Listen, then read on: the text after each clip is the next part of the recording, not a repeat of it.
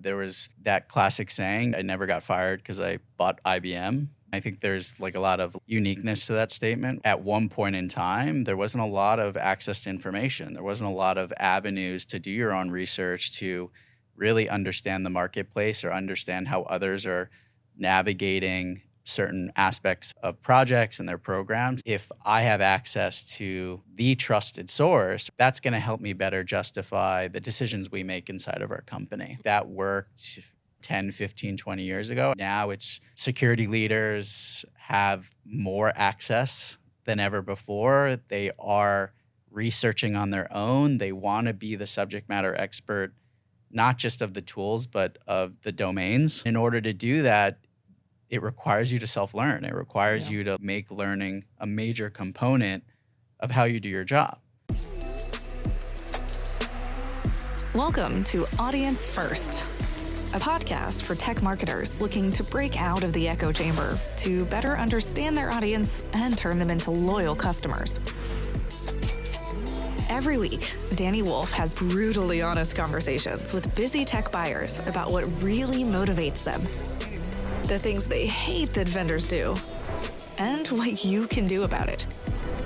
Get access to practical information on how to build authentic relationships with your audience. Listen to and talk with your buyers, and apply real customer insights to your strategies and tactics. You owe it to the world to unmute your mic. Are you ready? All right, welcome back to another episode of Audience First. We are in the studio today, and I have Ben Siegel in the house. Ben is a special friend. More than that, Ben is a partner in crime. We're about to get into that shortly, but before that, let's welcome Ben to the show.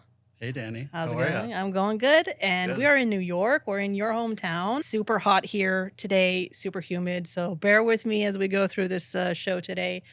Hometown, not an accurate representation. Oh, damn, that's right. I am in New Jersey. So okay. had to clarify that for those who are very New York strong. All right, so Ben, how about you tell me, who are you, what do you do, and why the hell do you do it? Perfect. So who I am, my name is Ben Siegel. I'm the founder and CEO of The CyberNest. The CyberNest is a research platform powered by a vetted community of IT and security professionals. What we do is we help security professionals share best practices, learnings, access domain knowledge from each other.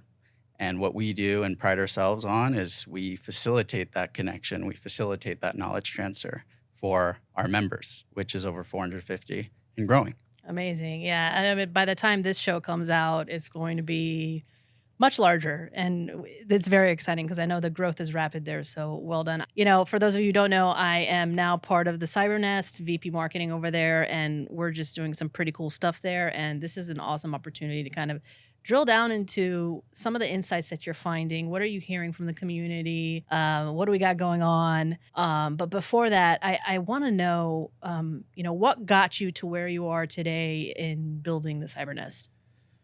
So previous to CyberNest, I was an early member of Gartner's emerging tech team.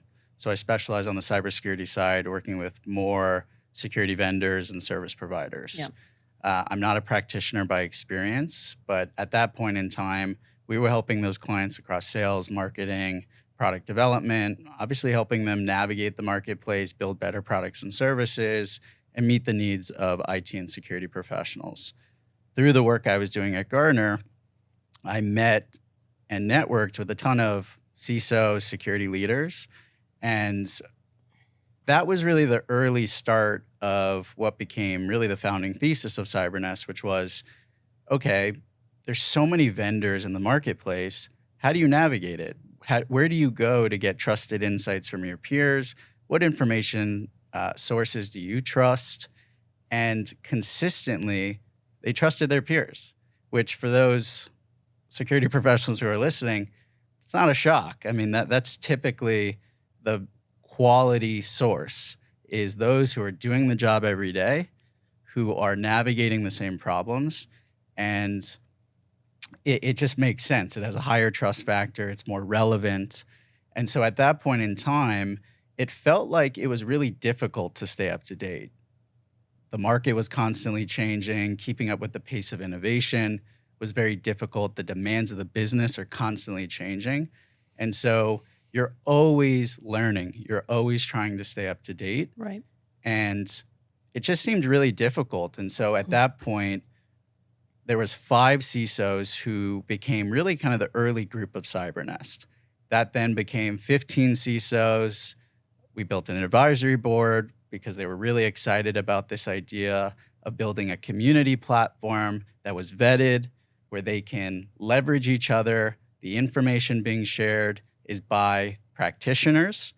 It's through new technological ways to share that information, whether that's in discovering the information through better curation, searching for that information in one centralized space, being able to see what is already rated and vetted and reviewed by those who you trust or who have a higher trust center to you. That became the foundation. And so it's now grown to over 450 members. When we launched the platform, we had an early group of 50, and it's really grown organic. People join, they share with their colleagues, they share with their peers, they maybe share content they're finding in CyberNest, which meets others who maybe don't know about us. And we've grown pretty organic in that way. Yeah, I love it. And I'm pretty sure that's how we met. Well, one is because of one of the early advisors. Maybe it was Dimitri who. Yes, I feel like for most who are listening to this, I found out about you, Dani, because you were all over my LinkedIn. Oh, okay, so it's working. Phew. Yeah, and you were doing things I think different, which I like to think that we're doing things different. Yeah. And looking at problems in a different way and looking at solutions or solving those problems in different ways. But we actually met through Dmitry Sokolovsky, who's now the CISO of SEMrush. Yes. And he's not just a friend, but an active advisor, but also someone who was like, you have to meet Dani. You guys have similar motivations. You have similar values.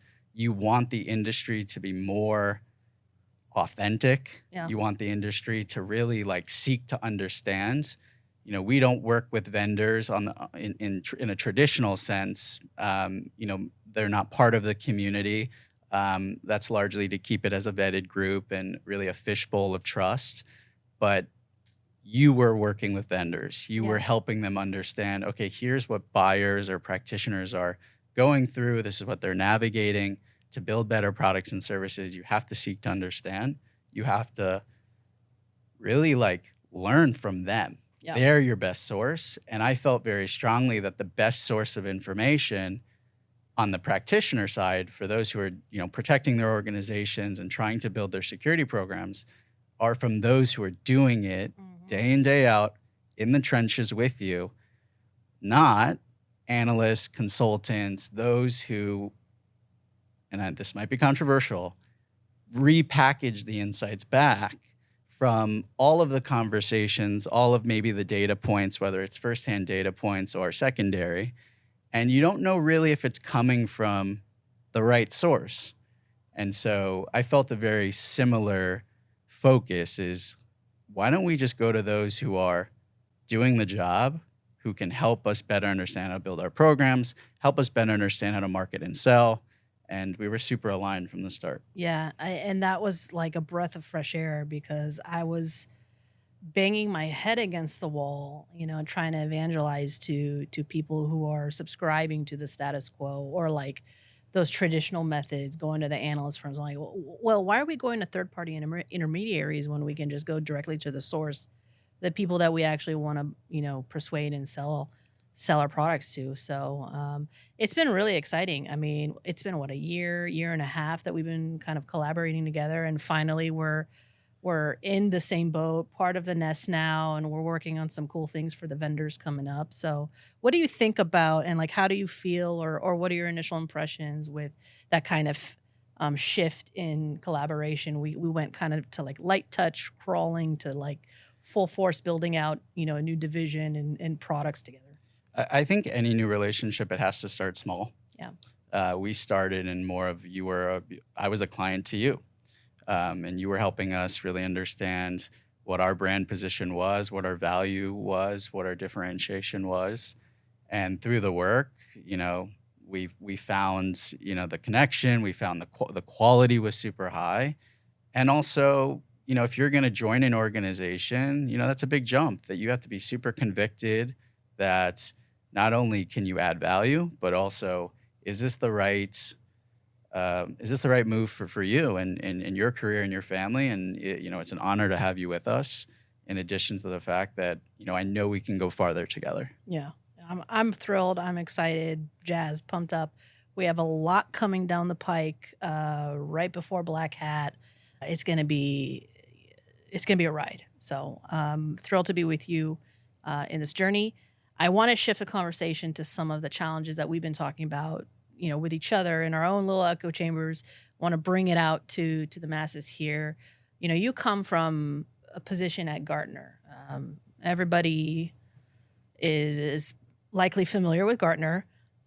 Tell me a little bit of how traditional analyst firms are helping security professionals share information and potentially collaborate. And my supplement question to that is, what are some of the pitfalls or challenges with those traditional methods of information sharing? So when it comes to traditional research firms, the methodology is very, very different than what we do at CyberNest. Our methodology is to be peer-led, community-driven. The information comes from those who are trusted, who are doing the jobs. We pride ourselves on being the facilitators of knowledge and insight and building products and features that help make that easier and streamline that.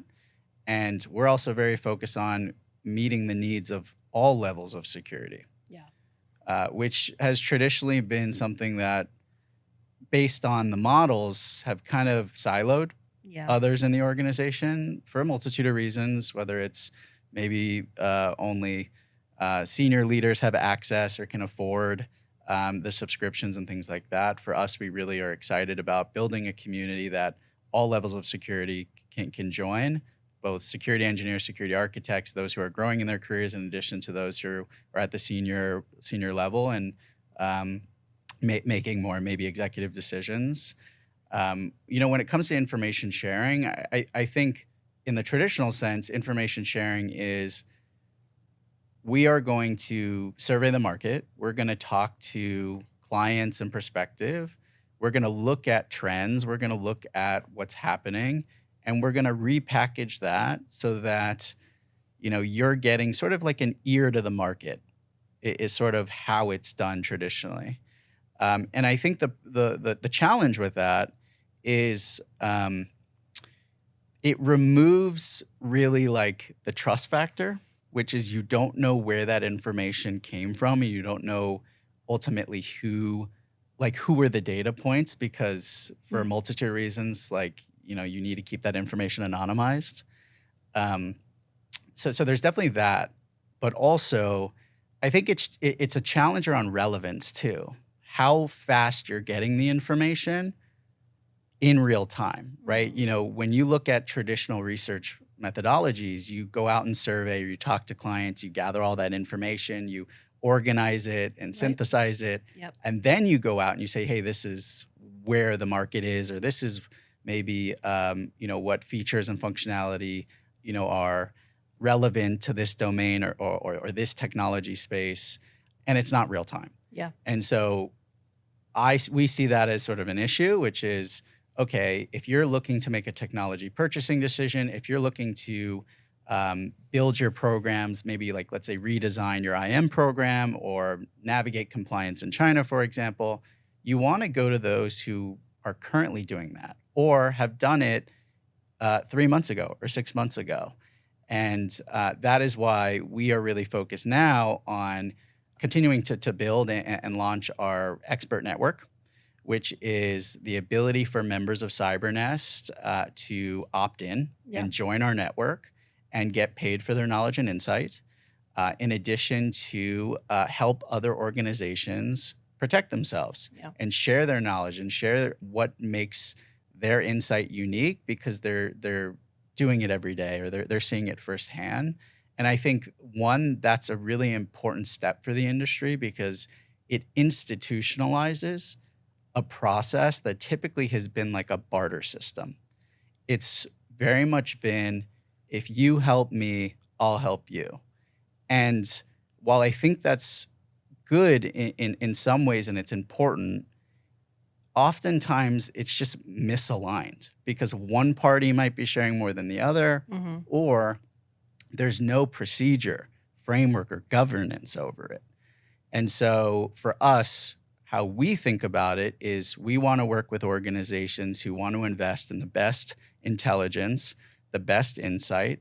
We want to recruit and source the best subject matter experts from CyberNest community and make this a formalized process so that both parties feel that there's true governance. There's confidentiality is not a concern.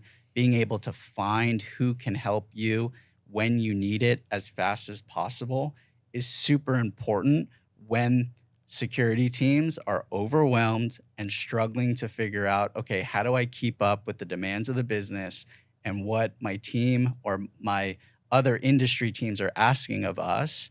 If those teams can't solve problems quickly, navigate challenges quickly, ultimately it's slow, and then they're in a waiting period to like build their programs. Yeah. And so we don't want that to be the case. We want really to help those teams navigate their challenges faster using their peers, subject matter experts who can streamline that process for them.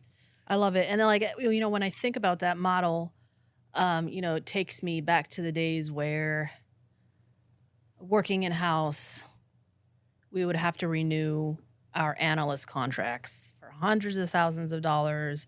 And, you know, as a marketer trying to persuade customers to convert, you know, I never got a seat at the table at the analyst meetings because we had only a limited number of slots to sit in and talk to a third-party intermediary. That was super frustrating to me. And so when you say we need to get closest to the actual people doing the job, that excites me, and it's why I wanted to join. It's my motto. Let's get closest to the customers so that we can understand them and turn them into loyal advocates, essentially. I want to kind of go off track here. You know, we have our talking points all set up, but I want to go off track here and kind of pick your brain just a little bit before we go back to our original train of thought. Why do you think we're, you know, as an industry, not a space, as an industry, the cybersecurity industry, so focused on getting on the analyst radar versus putting more emphasis and investment in our actual, like speaking to our actual customers?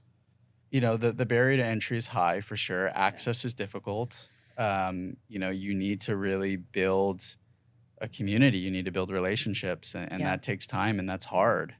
I do think if you kind of look at it from a different perspective, what traditional analyst firms do is they've created a formal process, a process where you can engage and you can share and you can ask questions and get feedback. You're getting feedback from someone who is not an active buyer, not someone who's doing the job every day, but is talking to those who are doing the job every day.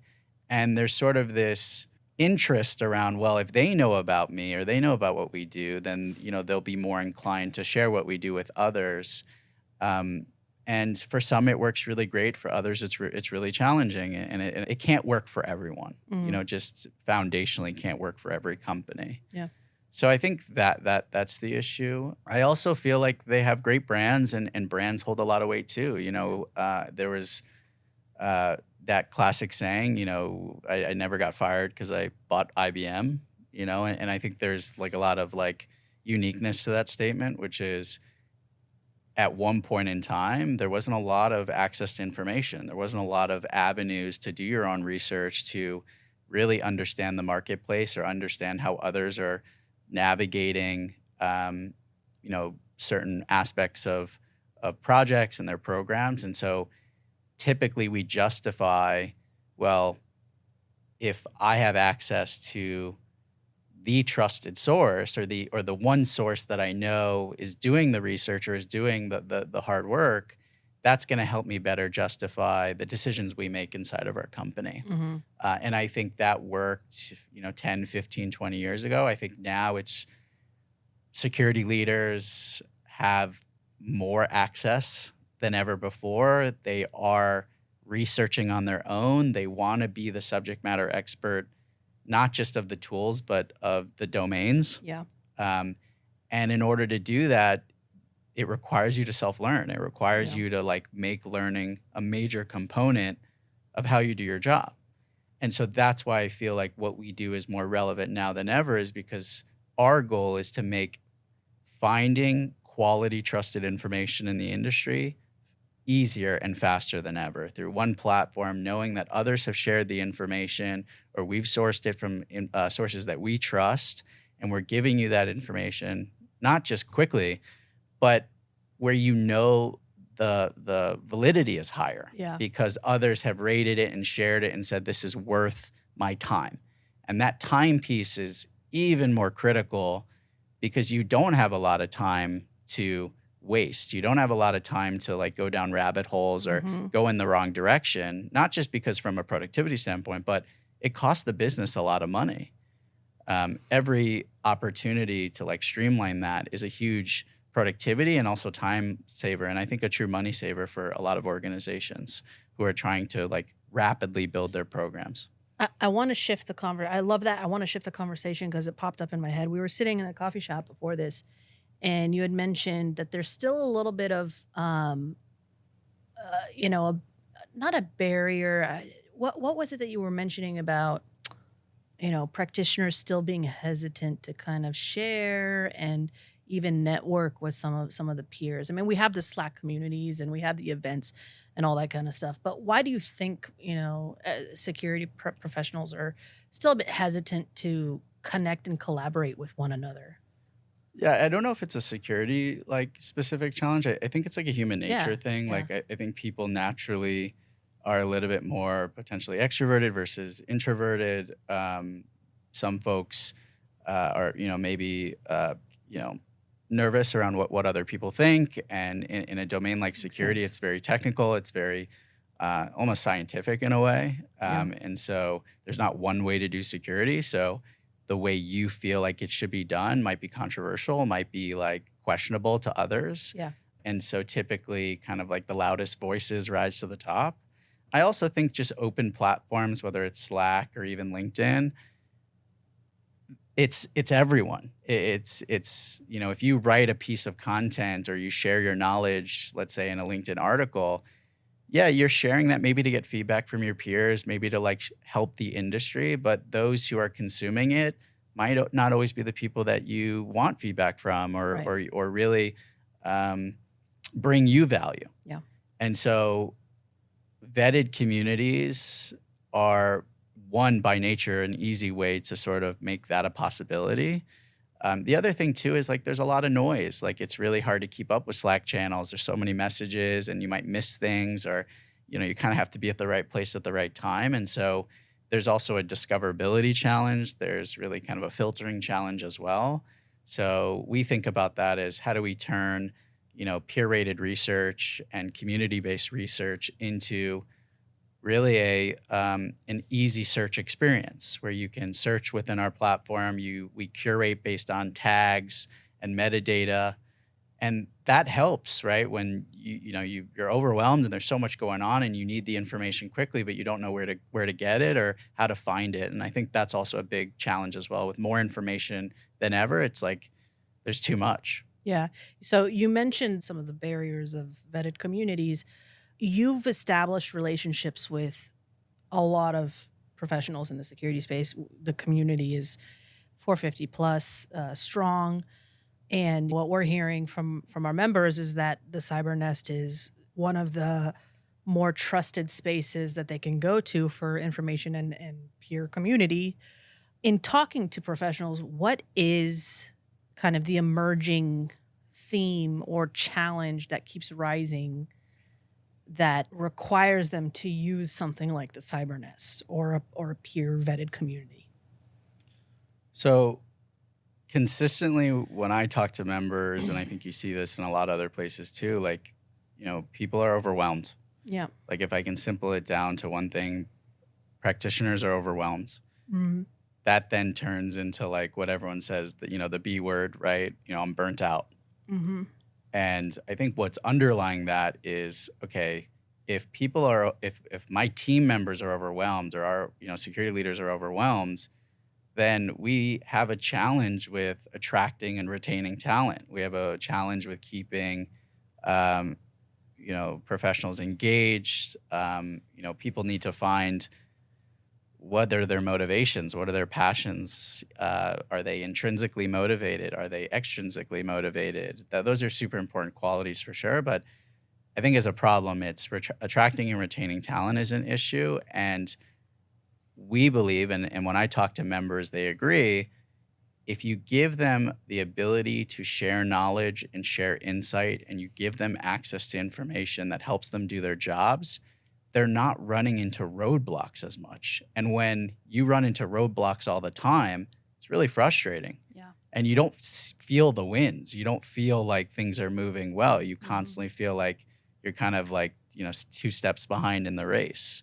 And so our metric of success is, are our members finding relevant information that helps them in a current project? Yeah. Or helps them learn and stay up to date in the industry? That's one important metric for sure.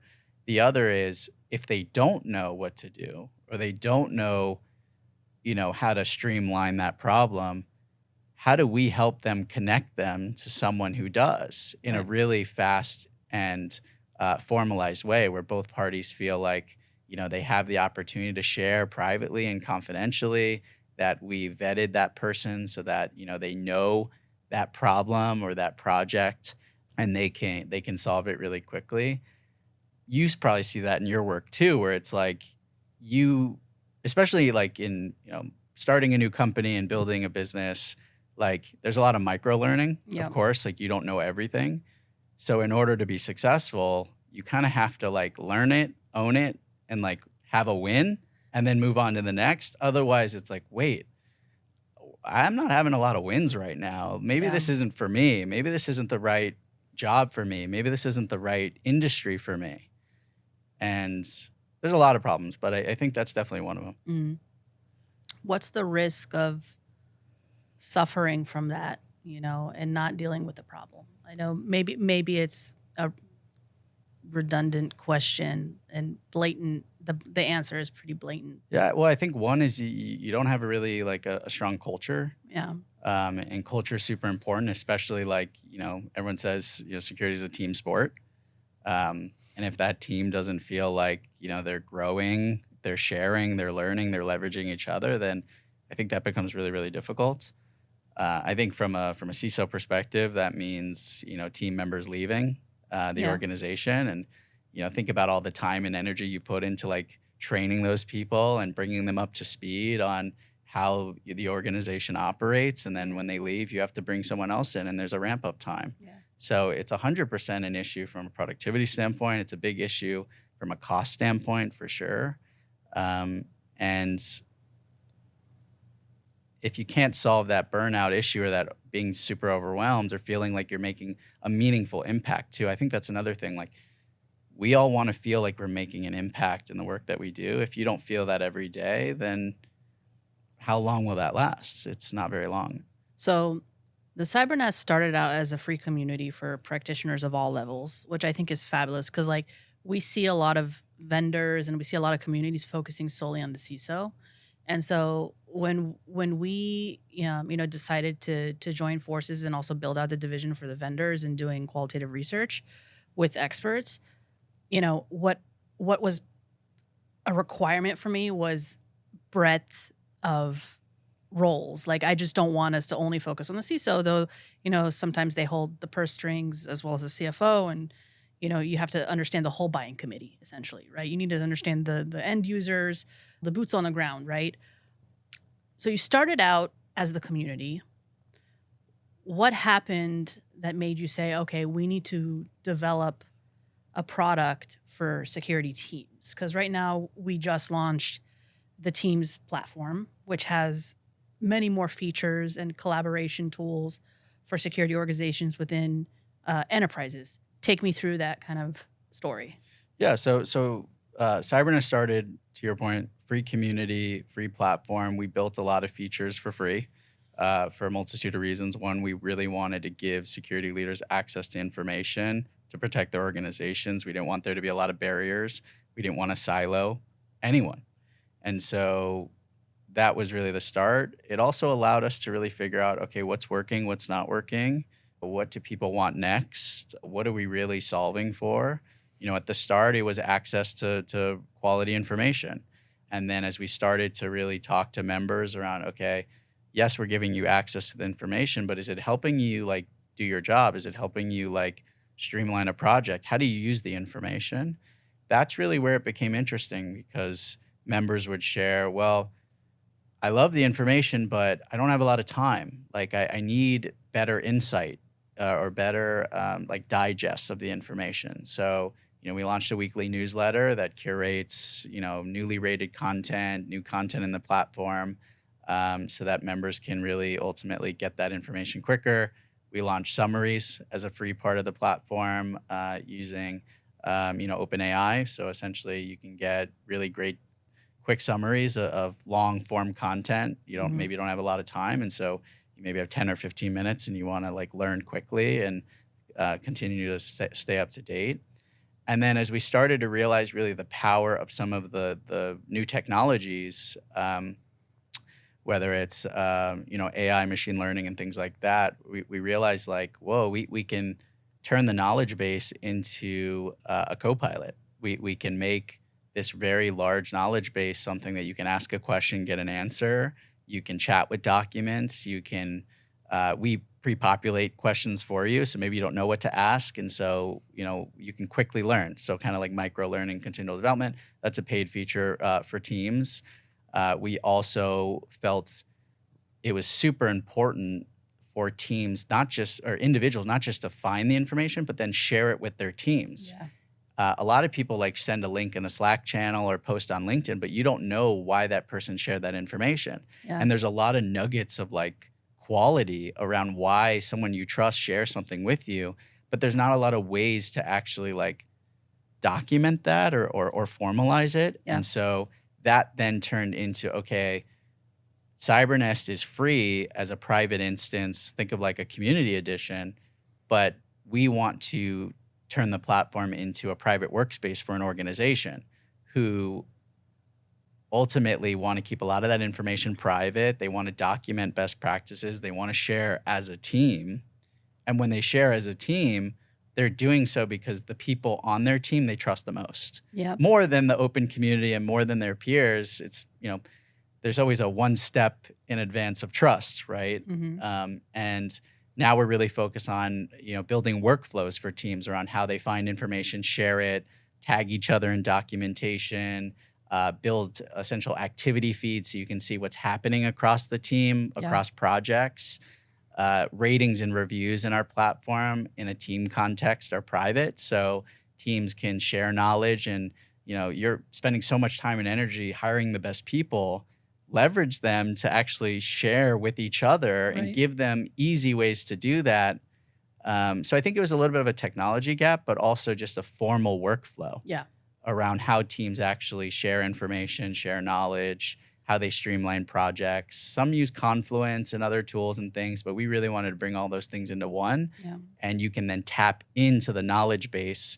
So, it's always on. It's live for you all the time. Mm-hmm. And it doesn't put so much pressure on your team to have to like do that yourself. Mm-hmm. You can leverage the global community that's sharing information and, we source as well. And quickly pull that into a workflow for your team and start using it. Yeah, you mentioned workflow, which I think is powerful, but you also mentioned the micro learning, so smaller kind of core or nuggets of information that are contextual. Because the thing that I see in looking at how we consume data or qualitative intel, it's like we spend so much money for those reports or for those panels or surveys. And then for the most part, it gets looked or glossed over and just sits on the shelf collecting dust.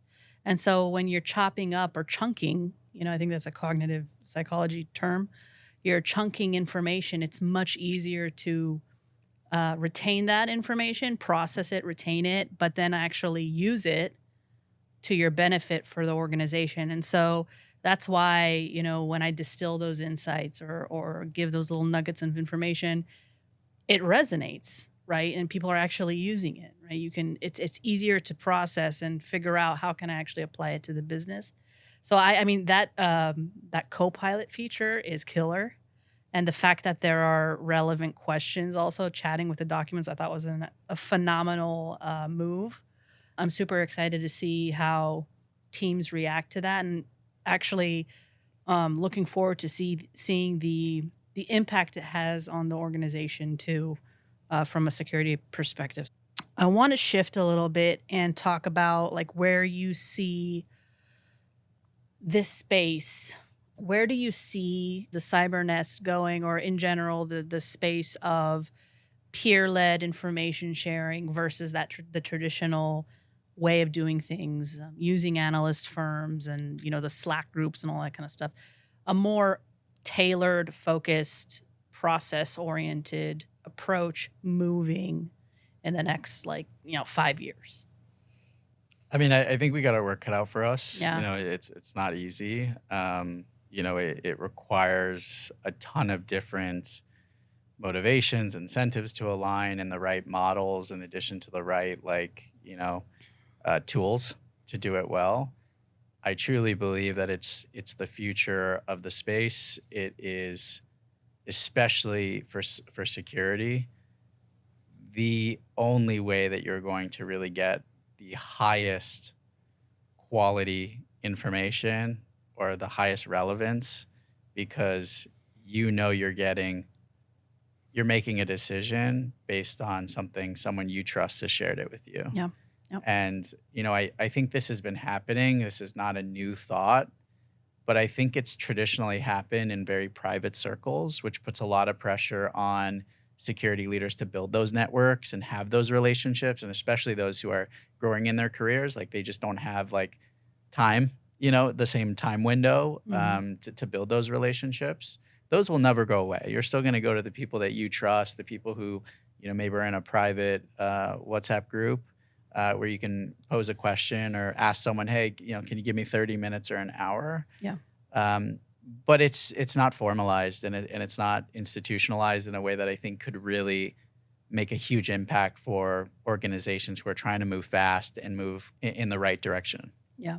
So I biasly believe that peer-led communities, peer-led information services businesses are the right model.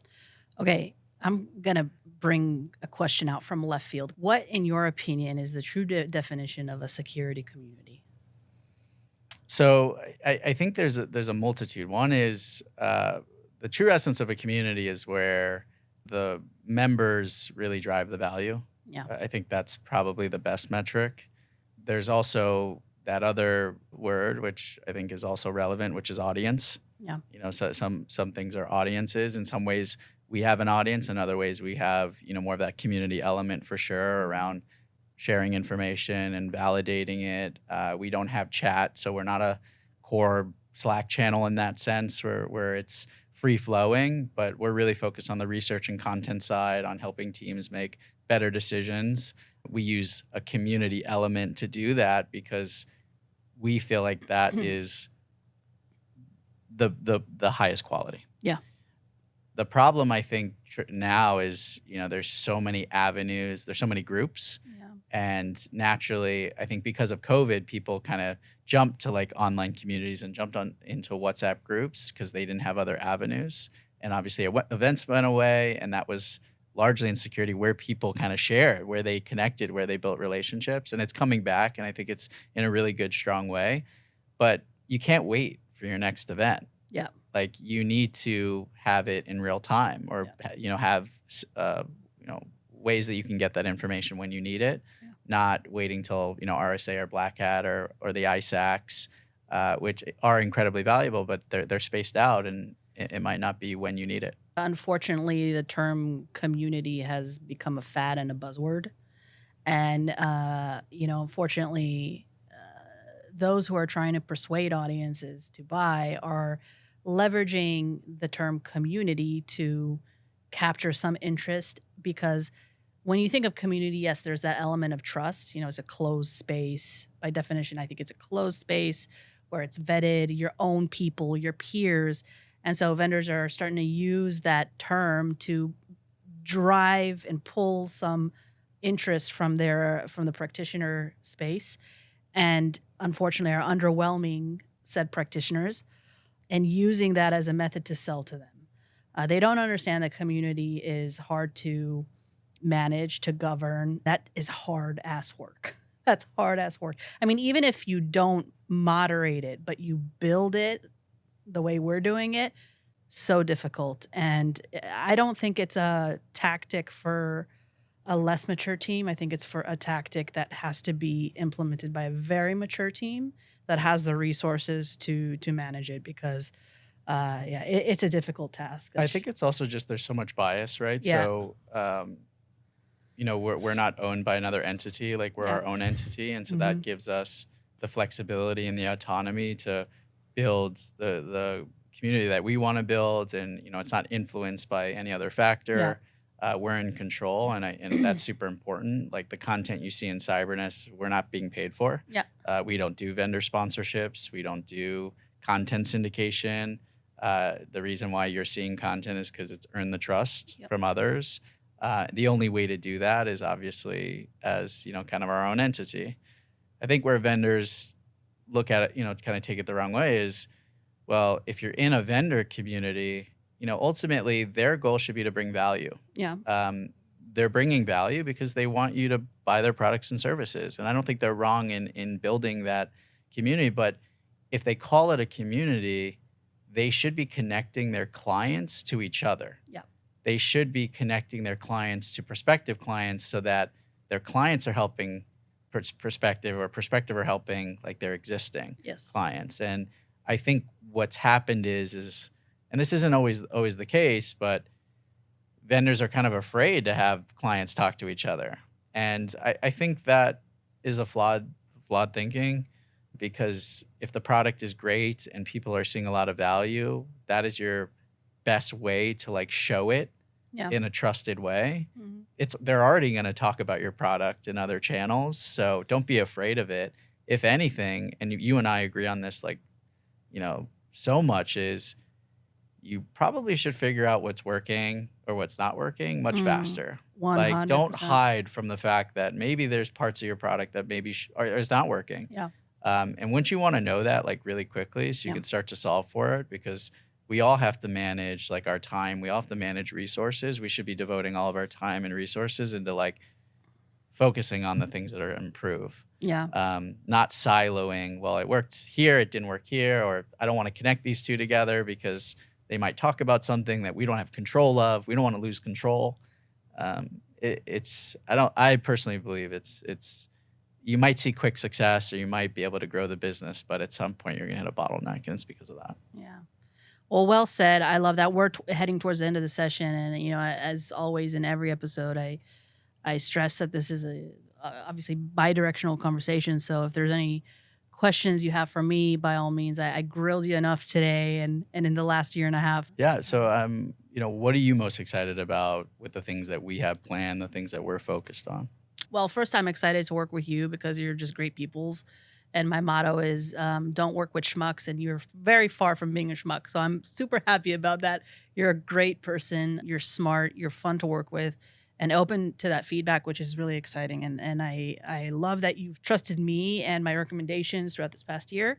I'm also really excited about the fact that we're building out a new division that's going to help vendors get closer to the real practitioners and buyers in this industry, because it's hard to do. There is a method to the madness. We're building that out. And, to your point, you talked about processes, and I'm all about processes when it comes to interviewing buyers and interviewing practitioners. So to be able to do that at scale through a product is super exciting for me.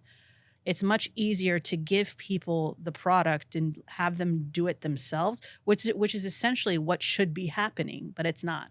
I don't need to be the person to do that for them. They should be doing it on their own. And if there's a way for us to facilitate that for them through a product, it's just like, it's amazing.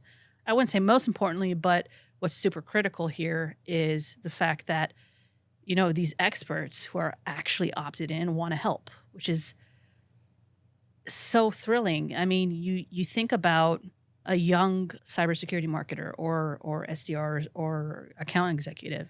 You know, they're coming in and maybe with the assumption of, oh, you know, I'm a little intimidated to talk to to a practitioner. That also should not be the case, because that's a wrong assumption. In my journey, speaking with customers and prospects, they've been nothing but welcoming in providing their input, feedback. And I think that's something that even the youngest marketers and the more veteran marketers and sales professionals are understanding more and more, because we're showing them that these professionals are ready to have the conversation. We're seeing it more prevalent in conversations on LinkedIn and in our community through the podcast. So those are kind of the three and a half things that I'm super thrilled about. And just growing and learning more too is something that's I'm always looking forward to, because I'm deeply curious. So I love that. If you could give marketers one immediate change to make, what would it be? one immediate change. It's hard to choose one. I would say, I would stick to what I always tell them, and just stop, get out of that imposter syndrome and just unmute the mic and just start having the conversations. It can be scrappy in the beginning. You'll get better at it, Yeah. I thought I had it nailed in the beginning, but I had no clue. Like, I got so much better over time just because I finally stepped out of my comfort zone and literally, got on the mic and started talking to people and figured it out by myself. Now we have that methodology built out and are going to share it, but just start. I think the methodology is probably where you and I have connected so much on, which is, I think one of the issues you asked early on, like what are issues in the marketplace or in the industry? It's typically the practitioner has been sort of the product to be sold. Yeah. They're not part of the value creation. So whether it's an event organizer who fills a room with 100 security leaders, and each of those people have sort of like a value. Yeah. And yes, there are reasons why that is, and to put on that program, their sponsors and things. But I always wondered, well, if you made those people in the room part of that value creation, or you aligned incentives for them, maybe the conversation would be 10 times better. Yeah. Or maybe they would contribute more because they feel like, there's a reason why they're there, and that there's an expectation where, if we're going to bring you to this, or we're either going to pay you or we're going to incentivize you in different ways. It doesn't need to be always monetarily, that you're going to bring your A game, you're going to share. And so we feel very strongly, I know you do too, that we're not going to do anything at CyberNest that makes our members a product. Yes. We don't sell user data. We don't, we're not trying to sell on clicks and things like that. If we work with vendors, which we plan to, we're going to do it in a manner where our members are in control, not just in what they opt into, but more importantly that they're, they're compensated for their knowledge, their insights, their experience. And when we talk to members, they're so excited about that, because they're like, wow, I know I can actually help companies make better products and services. And, it's not misaligned. Like, there's no bias. Like, I have a seat at the table, and I'm part of, building a better product for the industry. And are there going to be ways that happens organically? For sure. But it should be a formalized process. It has to be, because, and I talked about this just recently with the folks over at Anixia. One of the themes that we talked about was that security now more than ever is equally as relevant to the business as it is technically, like a technical thing. It's a business thing, not just a technical thing. And part of that business is, what are the tools that we're using? How are we implementing it in the organization? How's it impacting our organization? What's the ROI of that? And so, like, the practitioner has to be has to be part of the innovation process, because that innovation is impacting their business. They need to know how to articulate the technology that they're using to the business, to the stakeholders. And if they're not part of the building process, then there's going to be a huge gap in how they're impacting the business. Yep. And so that's why I think this model in getting, the vendors to speak with the actual practitioners through a qualitative approach is so critical over the, general, like, let's book a meeting and pitch you. It's not about pitching. It's about working together to figure out how to better the product so that the security in the business is bettered. Or the only metric of success is, did this become a deal or not? Yeah. Whereas, okay, it becomes a deal and they become a customer. Are you asking the tough questions, which is, are they seeing value? Yeah. What do they like about the product? What don't they like about the product? How do they track metrics of success? Yes. Do you know what the metrics of success, i.e. the vendor, do you know what that good looks like? Because oftentimes they're not the subject matter expert of your tool or of your space. So, oftentimes clients don't know. Yeah. And they're leaning on you. So you have to ask the hard questions. Otherwise, we're afraid to ask, and then we think we're building the right things. We think we're bringing value, and then we're not. And then we're wondering, okay, why are we not growing, or why are customers not sharing? Yeah. Don't be afraid to rock the boat. I always like to say, like we would always say at Gartner, like, tell us our baby's ugly. Yeah. Which is scary, but it's super important. Yeah, 100%. Well, I love it. We're at the end of the session. Any last thoughts, important thoughts for the audience today? No, this was awesome. And, we don't get many avenues to like meet in person. So, we had good pizza yesterday. Oh my goodness. You got your chicken parm. Yes. We're all set. You can't be in New York without good Italian. So. It was amazing. Where can people find you? LinkedIn. If you're interested in joining CyberNest, go to thecybernest.com, apply to be a member. It takes 5 minutes to complete the application. If you're an internal security professional of a midsize or large enterprise, or you previously had that experience, maybe you do part-time or full-time consulting, we'd love to welcome you. Apply, join, start accessing the platform. Amazing. Ben, pleasure as always. You'll be back. We will have you We got to back. do this more. If you're going to Black Hat, we're Black doing Hat. a cocktails and conversation. We're bringing members of CyberNest. 2 members will give a talk. We'd love, if you're not a member, to join us, enjoy, and step away from the shenanigans to meet others. We'd love to host you. Air conditioning is going to be awesome over there. Yes. All right, Ben, thanks for coming. And that has been another episode of Audience First. We are out. Thanks for tuning in to this episode of Audience First. If you like what you've heard, feel free to follow or subscribe to Audience First on Apple, Spotify, or any of your favorite podcast streamers.